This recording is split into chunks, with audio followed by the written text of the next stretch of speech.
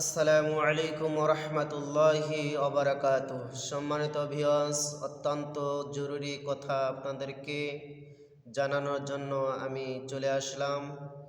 শেষ পর্যন্ত আমার কথাগুলো শুনবেন, এতে করে আপনার লাভ হবে। হযরত আব্দুল্লাহ ইবনে আব্বাস রাদিয়াল্লাহু তাআলা আনহু হইতে বর্ণিত, রাসূল আকরাম সাল্লাল্লাহু আলাইহি ওয়াসাল্লাম বলেন, তোমাদের কেউ যদি স্ত্রী সহবাসের মনোবাসনায় চলে যায়, মনোবাসনায় যদি এই দোয়াটি পড়ে, স্ত্রী সহবাসের দোয়া, এই দোয়াটি যদি কেউ পড়ে, বিসমিল্লাহি আল্লাহুম্মা জান্নিবিনাশ শাইতানা ওয়া জান্নিবিশ শাইতানা মা রাযাকতানা, এই দোয়াটা স্ত্রী সহবাসের সময় যদি কেউ পড়ে, তাহলে তাদের ভাগ্যে যদি কোনো সন্তান আসে,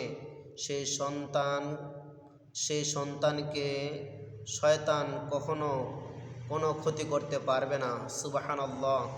আমরা অনেকেই এই দোয়াটি জানি না, যারা বিবাহ করেছি অনেকেই জানি না, যারা বিবাহ করব এখনো করি নাই, তাদের জন্য এই দোয়াটি জানা অতি জরুরি।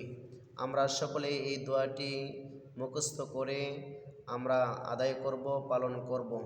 স্ত্রী সহবাসের দোয়াটি আমি আবারও বলতেছি, বিসমিল্লাহি আল্লাহুম্মা জান্নিবিনাশ শাইতানা ওয়া জান্নিবিশ শাইতানা মা রাযাকতানা।